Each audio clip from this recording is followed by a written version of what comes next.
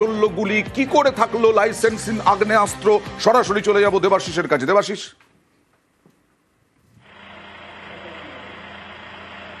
দেখো, অবশ্যই প্রশ্ন চিহ্নটা সেখানেই উঠছে। যদি লাইসেন্স আর্মস থেকে গুলি করা হতো তাহলে বোঝা যেত যে হ্যাঁ, লাইসেন্স প্রাপ্ত আর্মস, হয়তো কোনো কারণে সেক্ষেত্রে রাগারাগি সেখানে গুলি চলেছে হতে পারে।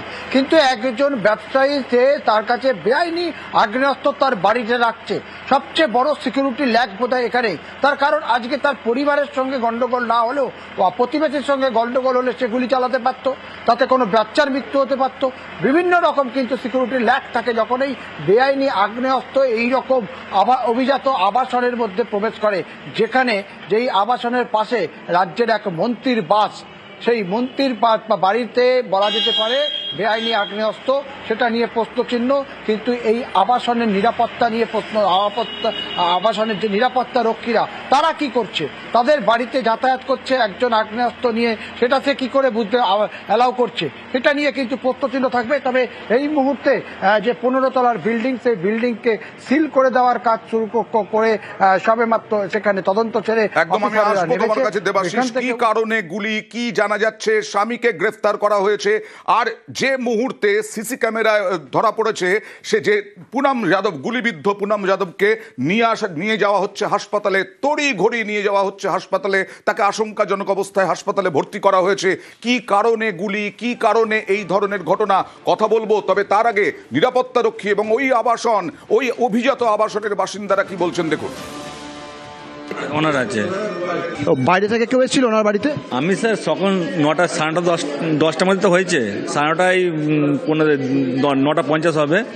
আমি দেখছি লিফটে ক্যামেরা দিকে তাকাচ্ছি, দেখছি যে একজন লেডিস যার হয়েছে মানে আহত, উনি দাঁড়াতে পারছেন না লিফটের মধ্যে। এবার ওনাকে দুজন নিয়ে এসে ওখানে বসিয়েছে, বসাতে দেখছি পেছনে মানে গভীর আহত হয়েছে, মানে হ্যাঁ বেরোচ্ছিল, রক্ত ঝরছে। ওনার স্বামী কি বলছিলেন? ওনার স্বামী আমাকে তো কিছু বলার সুযোগ দেয়নি, তাড়াতাড়ি গাড়ি নিয়ে এলো, বের করে হসপিটালে। কোনো বন্দুক ফন্দুক বা কিছু ছিল, এরকম কিছু দেখতে পেয়েছে? দেখতে सुने हैं ऐसा घटना हुआ है कि गोली लगाया, छू के निकला है, जो भी है, लेकिन एग्जैक्ट घटना हम लोग को ही नहीं मालूम। वो तो आपका उनकी वाइफ बताएगी क्या हुआ क्या नहीं है। हम लोग खुद आज शॉक्ड है कि ये क्या हुआ है, लेकिन वैसा ना एंटी सोशल है ना कुछ है। ये नॉर्मली कैसे क्या हुआ ये हम लोग खुद आश्चर्य है कि कोई बाहर का है कि कोई अंदर का है, कौन किया है ये भी अभी कुछ हम लोग को नहीं मालूम है।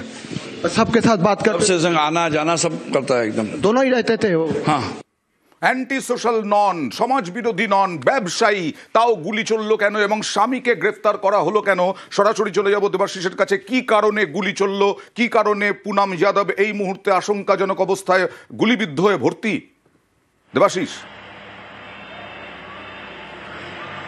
দেখো, এই ঘটনার পর যখন আবাসন থেকে হাওড়ার একটি বেসরকারি হাসপাতালে সেখানে পুনম যাদবকে প্রথমে নিয়ে যাওয়া হয় এবং তার পরবর্তীকালে কলকাতার একটি বেসরকারি হাসপাতালে নিয়ে যাওয়া হয়। তবে আঘাত যে খুব কি কারণে গুলি চললো কাজ করে বেরিয়ে যায়। দেখো, এখনো পর্যন্ত পুনম যাদবের সঙ্গে পুলিশ কথা বলে যেটা জানতে পেরেছে এবং আটক হওয়া বা গ্রেপ্তার হওয়া তার স্বামী গোপাল যাদবকে জিজ্ঞাসাবাদ করে যেটা জানা গেছে, পারিবারিক অশান্তি, নিজেদের মধ্যে বাদ বিতণ্ডা চলছিল, সেখানেই কিন্তু রাগারাগি, মাথা গরম, এবং সেইখান থেকে কার্যত নিজের পিস্তল দিয়ে তার স্ত্রীকে গুলি করে। গুলি অল্পের জন্য মাথায় প্রবেশ না করলেও গুলিতে কিন্তু গুরুতর আহত হয়, লুটিয়ে পড়ে রাস্তায় এবং একেবারে ফ্ল্যাটের মধ্যেই। তারপরে কিন্তু যে স্বামী গোপাল যাদব, সেই কিন্তু লিফট করে 15 তলা থেকে নিচে নামায় এবং সে নিজের যে 4 চাকা গাড়ি, সেই 4 চাকা গাড়ি বার করে তাকে হাওড়ার একটি হাসপাতাল, পরবর্তীকালে কলকাতার হাসপাতালে নিয়ে যায়। কিন্তু স্ত্রীর সঙ্গে কথা বলে পুলিশ যে অভিযোগটা পায় যে গুলি চালানোর ঘটনায় সরাসরি ভাবে যুক্ত এই গোপাল যাদব, তাকে গ্রেপ্তার করা হয়েছে। পরবর্তীকালে তার ঘর সার্চিং করে তার ঘর থেকে একটি পিস্তল, সেটি কিন্তু উদ্ধার করেছে পুলিশ। সেটি ফরেনসিক পরীক্ষার জন্য যাচ্ছে এবং তার কাছ থেকে এখনো পর্যন্ত এই আগ্নেয়াস্ত্রের কোনো লাইসেন্স তারা কিন্তু পায়নি।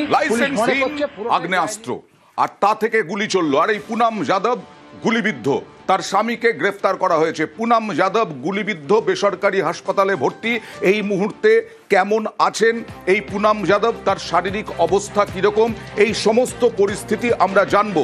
সরাসরি চলে যাব প্রতিনিধি অভিজিতের কাছ থেকে। অভিজিৎ, কোথায় গুলি লেগেছে, কি বলছেন ডাক্তাররা?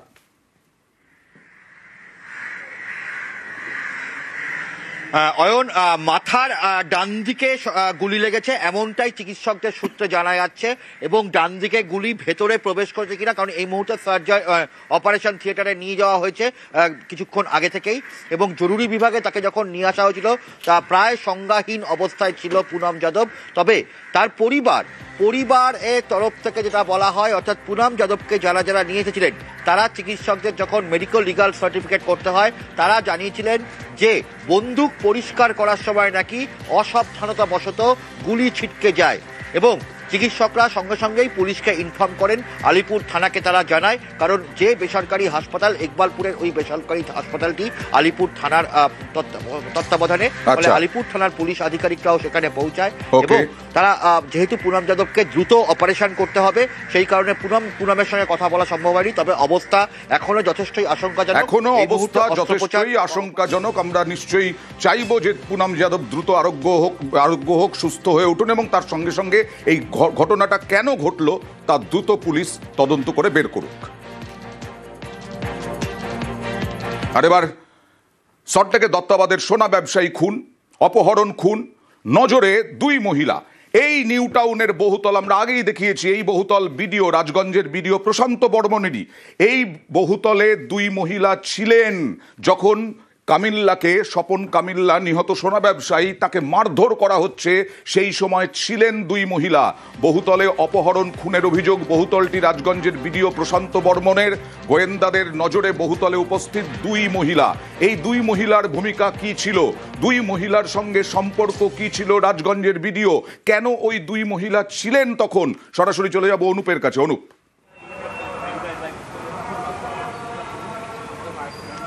তো স্বর্ণ ব্যবসায়ী খুনের ঘটনা, সেই খুনের ঘটনা ইতিমধ্যে দুই যে মহিলা ভিডিও সেদিন যে ঘটনা ঘটেছিল তার আগের দিন থেকে এই ফ্ল্যাটে ছিলেন, এবং সেদিকেই কিন্তু ইতিমধ্যেই গোয়েন্দাদের নজর। সেই কারণে দুজনকে ইতিমধ্যে তলব করা হয়েছে। ইতিমধ্যে একজনের বাড়ি কাকুরগাছি এলাকায়, অন্যজনের বাড়ি বসিরহাট এলাকায়। এই যে দুজনকে তলব করার একটাই কারণ, সেদিন ঘটনাস্থলে কি ঘটেছিল, তারা কি দেখেছিল, এবং ভিডিওর ভূমিকা থেকে শুরু করে প্রত্যেকের ভূমিকা কি ছিল। কারণ ভিডিওর বাড়িতে কিন্তু সেদিন আগের দিন অনুষ্ঠান ছিল, সেই অনুষ্ঠানেই দুই মহিলা তারা আমন্ত্রিত ছিল। যখন ঘটনা ঘটে পরবর্তী ক্ষেত্রে কিন্তু সেই ফ্ল্যাটের নিচের তলে তাদের গতিবিধি ছিল, এবং সেখানেই তারা ছিলেন বলে এমনটা জানতে পারে সিসি ক্যামেরা ফুটেজ থেকে। তারপরেই তাদেরকে শনাক্ত করা হয়, শনাক্ত করার পরবর্তী ক্ষেত্রে গোটা প্রসেসিং শুরু করে। এরপরেই দুজনকে তলব করা হয়েছে। এই দুজনকে তলব করে জিজ্ঞাসাবাদের পরবর্তী ক্ষেত্রে মূল সাক্ষী হিসাবে তাদেরকে ব্যবহার করতে চায়, এবং তদন্ত প্রকৃতি গতি আরো কিন্তু এগিয়ে নিতে চায় তদন্তকারী আধিকারিকরা। আমি আবার বলছি অনুপ, একের পর এক দিন প্রতিদিন হয় সিসি ক্যামেরা ফুটেজ, নয় মোবাইলের ফুটেজ, সমস্ত কিছু করা হচ্ছে, ধরা হচ্ছে, মাসলম্যান থেকে আরম্ভ করে অনেককে ধরা হচ্ছে, কিন্তু প্রশান্ত বর্মনকে কেন গ্রেফতার করা হচ্ছে না? খুনের অভিযোগ যার বিরুদ্ধে এতদিন হয়ে গেল, পুলিশ সূত্রে কিছু জানা যাচ্ছে?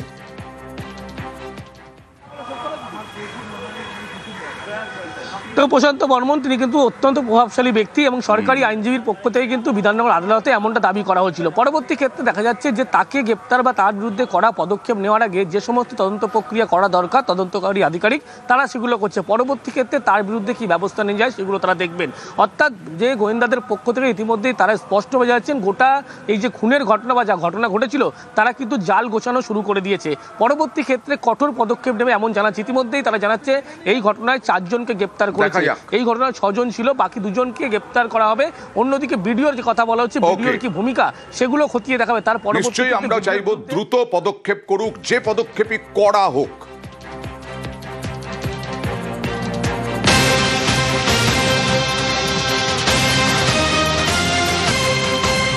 এবার গ্রেফতার ভিডিওর মাসলম্যান বিবেকানন্দ সরকার। এই হচ্ছে সোনা ব্যবসায়ী খুনের ধৃত বিবেকানন্দ সরকার।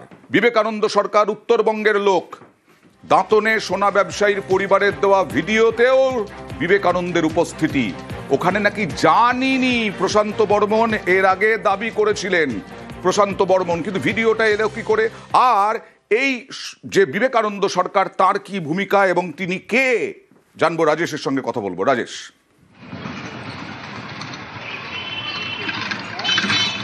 দেখো অয়নদা, সোনা ব্যবসায়ী খুনে কিন্তু গতকাল কোচবিহার থেকে গ্রেপ্তার হয়েছে বিবেকানন্দ সরকার নামে এক যুবক।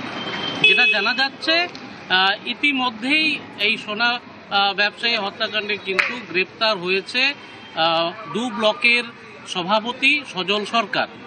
এই সজল সরকারেরই গাড়ির চালক ছিল বিবেকানন্দ সরকার। এবং এই ঘটনায় কিন্তু গতকাল তাকে গ্রেপ্তার করা হয় বিবেকানন্দ সরকারকে। তবে বিবেকানন্দ সরকারের পরিবারের যেটা দাবি, তাকে ফাঁসানো হয়েছে, তিনি চক্রান্তের শিকার হয়েছেন। এই ঘটনায় বিবেকানন্দ সরকারের কোনো যোগ নেই, তার বাবা পেশায় টোটো চালায়। আচ্ছা, এবং এই ঘটনা নিয়ে কিন্তু ইতিমধ্যে এলাকায় ব্যাপক চাঞ্চল্য ছড়িয়েছে। দেখা যাক প্রতিবেশীরাও পুলিশ কিন্তু তদন্ত করছে, পুলিশ গ্রেফতার করেছে, নিশ্চয়ই কোনো ক্লু পেয়েছে। সম্প্রতি খুনের তদন্তে জালে ব্লক সভাপতি সজল সরকার। গত 4-5 মাস ধরে সজল সরকারের গাড়ি চালক এই ধৃত সোনাই ছেলেকে ফাঁসানোর অভিযোগ সোনাইয়ের পরিবারের। উত্তর খাগড়াবাড়ির বাসিন্দা বিবেকানন্দ ওরফে সোনাই, ফাঁসানোর অভিযোগ ধৃতের পরিবারের। দিন থেকে গাড়ি চালা সজলের ওখানে? এই তো বোধহয় মাস 4 হচ্ছে। হ্যাঁ, তার আগে কি করতো? তার আগে অন্য গাড়ি চালাইতো, ও তো পারমিট না তো। এখানে আমি সারা জীবন চাকরি করবো সেটাও না, মাঝে মাঝে শিলিগুড়ি নিয়ে যায়, ওই নিয়ে যায়, আবার বাড়িতেও আবার আসতো। এটা কেন করলো, এটা আমি কি ষড়যন্ত্র, ওটা চক্রান্ত ফেলাইছে। কারা করলো চক্রান্ত? চক্রান্ত ওই করছে। কারা? ওই সজল সরকারি। সজল সরকারের সাথে ঘনিষ্ঠ বলছে সম্পর্ক আছে? নাই কোনো কিছু নাই, শুধুমাত্র গাড়ি চালাতে। গাড়ি চালাতো। তাও তুই মাইনা বন্ধ ঠিক মতো জানে, আমি কিস্তি একটা চালাচ্ছি।